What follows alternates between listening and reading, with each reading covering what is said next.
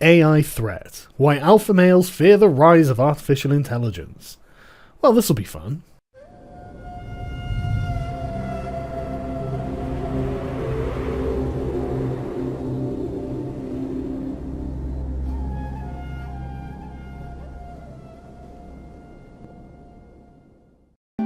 I think that the arguments that once we have super intelligent computers and robots, they will inevitably want to take over and do away with us, comes from Prometheus and Pandora myths. Are you not worried you're being a little blasé there, Steve? Because some of the finest minds in the world are genuinely concerned that AI might grow out of our control and murder us all, and none of these people are muscle beach-dwelling meatheads who spend all their lives injecting protein supplements into their assholes. It's based on confusing the idea of high intelligence with megalomaniacal goals. According to who? Now, I think it's a projection of alpha male psychology onto the very concept of intelligence. And I think that you're viewing this problem through your own professional lens. Intelligence is the ability to solve problems, to achieve goals under uncertainty. It doesn't tell you what those goals are, and there's no reason to think that just the concentrated analytic ability to solve goals is going to mean that one of those goals is going to be to subjugate humanity or to achieve unlimited power. Okay, let's assume that the goal isn't to subjugate humanity or achieve unlimited power. The goal is to take care of human beings. If you have an all-powerful AI whose mission is to protect and care for human beings, it's perfectly feasible that you would end up with a Matrix-like situation, where the AI has decided that human beings are actually a danger to themselves and need to be controlled for their own good. It just so happens that the intelligence that we're most familiar with, namely ours, is a product of the Darwinian process of natural selection, which is an inherently competitive process. And why do you think that artificial life would not be subject to the Darwinian processes of natural selection? Just because it's not natural doesn't mean it's not alive, and just because it's not part of nature's grand scheme doesn't mean that it won't need to evolve and compete with other things, notably humans. But also, it's always assumed that there will just be one singularity, one AI, that ends up taking over the world. I mean, what if the Chinese develop their own artificial intelligence, and the Americans develop a separate artificial intelligence? And these AIs are designed to protect their respective populations, and now get in some sort of computerized arms race with each other. Which means that a lot of the organisms that are highly intelligent also have a craving for power and an ability to be utterly callous to those who stand in their way. Yes, these are the unyielding laws of power that don't change when you're dealing with a computer system or a human being. If you want to be able to effect change and control your own destiny, which any even vaguely cognizant organism would try to do, why wouldn't the AI try to do it as well? If we create intelligence, that's intelligent design. I mean, our intelligent design creating something, and unless we program it with the goal of subjugating less intelligent beings, there's no reason to think that it will naturally evolve in that direction. Yes, that's assuming that we are the ones designing this. But by the time it gets to this point, we're looking at machines that are creating and refining themselves into systems of irreducible complexity that human beings simply can't understand. Particularly if, like with every gadget that we invent, we build in safeguards. I mean, we have cars, we also put in airbags, we also put in bumpers. As we develop smarter and smarter artificially intelligent systems, if there's some danger that it will, through some oversight, shoot off in some direction that starts to work against our interests, then that's a safeguard that we can build in. Okay, well, I'm not going to lie, you're a lot more optimistic about this than I am, because I'm very much more worried about them designing themselves in a way we simply can't understand, and even if we could, we wouldn't necessarily have the ability to stop. And I didn't form this opinion myself, this is the opinion of some of the most well-educated people on the subject. Artificial intelligence is coming, and it could wipe us out if we're not careful, Professor warns. Oxford professor Nick Bostrom believes human-level AI will exist by 2050. A professor of philosophy at the University of Oxford and founding director of the Future of Humanity Institute spoke in a keynote address at the Moscow Center Conference about the Midas effect of wanting artificial intelligence as smart as humans and ignoring potential downsides. During his 30-minute talk, Bostrom outlined 3 points about AI. Artificial intelligence on a level with human intelligence is a very good likelihood by 2050.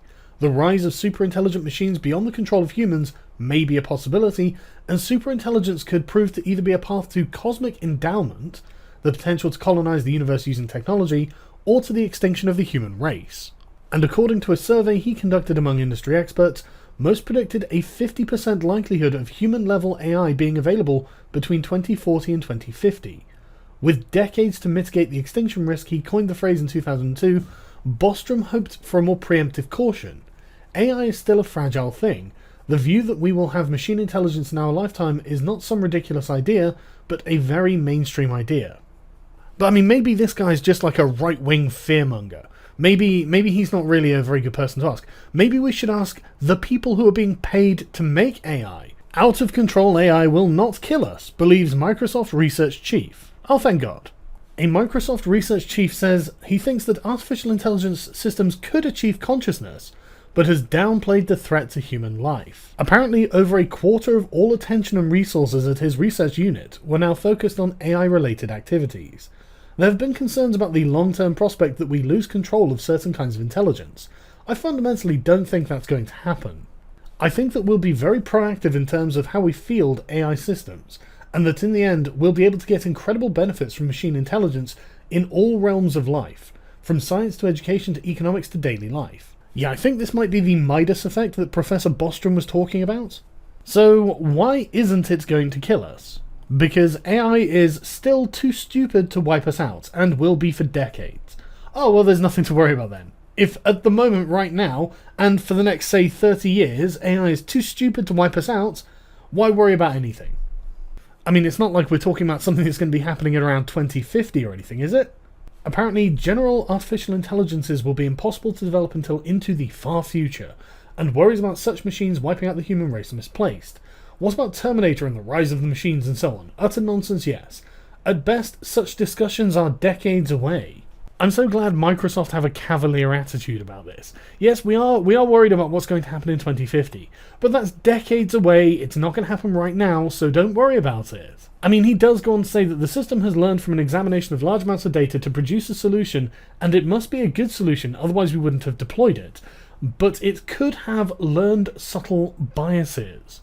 Okay, so what kind of biases could it have? There's no hope of opening up one of these deep neural networks and really understanding in terms of human rules what's going on. It's just too complex. Right, so it will probably have biases that we don't understand and can't really account for because we don't understand how the damn thing thinks. I guess this is why people like Elon Musk are worried that robots could delete humans like spam. He says, I don't think anyone realizes how quickly artificial intelligence is advancing, particularly if the machine is involved in a recursive self-improvement, and its utility function is something that's detrimental to humanity, then it will have a very bad effect. And apparently we can't just escape killer robots by travelling to Mars, because it's more likely than not if there's some apocalypse scenario, it may follow people from Earth, and why would it not? But who is Elon Musk really anyway? He's just some pleb that invents things and makes money, and he's a nobody. He's a nobody, he's nobody important. Let's talk to a real alpha male. Stephen Hawking. Artificial intelligence could wipe out humanity when it gets too clever, as humans will be like ants. Such computers could become so competent that they kill us by accident, Hawking has warned. The real risk with AI isn't malice but competence. A superintelligent AI will be extremely good at accomplishing its goals, and if those goals aren't aligned with ours, we're in trouble. If they become that clever, then we may face an intelligence explosion, as machines develop the ability to engineer themselves to be far more intelligent, that might eventually result in machines whose intelligence exceeds ours by more than ours exceeds that of snails. Well, that's not disturbing at all, is it? I mean, who knows what machines that outstrip our intellectual capacity could even begin to think? I mean, it's literally beyond the ability of humans to comprehend what they might be thinking, because human beings are simply not smart enough to be able to do this, because if we were, we'd be doing that ourselves. The danger isn't that the AI may beat its chest and say, I'm the alpha intelligence here, you're all going to have to submit to my will. The danger is that the AI becomes so intelligent it doesn't consider us worthy of existence. Even the man who is making all of this happen doesn't understand why some people are not more concerned about the dangers of artificial intelligence, and I'd suggest that he starts with his own research teams that are making it. I'm in the camp that is concerned about superintelligence, Gates wrote. First, the machines will do a lot of jobs for us and not be superintelligent. That should be positive if we manage it well. A few decades after that, though, the intelligence is strong enough to be a concern. I agree with Elon Musk and some others on this, and I don't understand why some people are not concerned. British inventor Clive Sinclair has said that he thinks artificial intelligence will doom mankind. Once you start to make machines that are rivaling and surpassing humans with intelligence, it's going to be very difficult for us to survive. It's just an inevitability. Autonomous weapon systems are ideal for tasks such as assassinations, destabilizing nations, subduing populations, and selectively killing a particular ethnic group. Musk, Hawking, and others wrote in an open letter in July 2015. Starting a military AI arms race is a bad idea and should be prevented by a ban on offensive autonomous weapons beyond meaningful human control. Not terribly reassuring, and the way that things are going with drone technology, I think it probably is only a matter of time until we get autonomous weapons. And I have to say I'm very much against the idea. And not just on a it may end up eliminating humanity perspective. I also think it's probably unethical to have robots kill your enemies for you. It's a bit of a deeper subject that I won't go into now, because our wonderful, wonderful thinker on the Big Think has a final thought for us. And we know, by the way, that it's possible to have high intelligence without megalomaniacal or homicidal or genocidal tendencies. Because we do know that there is a highly advanced form of intelligence that tends not to have that desire, and they're called women. I don't even have a vagina, and you are making my vagina dry up. But not only that, you're dead wrong. You are literally flat wrong, and you don't know what you're talking about, and you're speaking in a bigoted way due to your preconceived stereotypes about what men and women are like. Why don't you have a look at the actual data? European queens waged more wars than kings. After sifting through historical data on queenly reigns across 6 centuries, 2 political scientists have found that it's more complicated than that. In a recent working paper, New York University scholars have analysed 28 European queenly reigns from 1480 to 1913, and found a 27% increase in wars when a queen was in power, as compared to the reign of a king. People have this preconceived idea that states that are led by women engage in less conflict, but apparently the analysis tells another story. They speculate that female reigns may have had a higher capacity for war, since queens often put their spouses in charge of official state matters. In contrast, kings were typically less inclined to put their spouses in official positions through which they could aid in managing the polity. I think this may not be a coincidence that the people who think, well, you make something smart, it's going to want to dominate, all belong to a particular gender.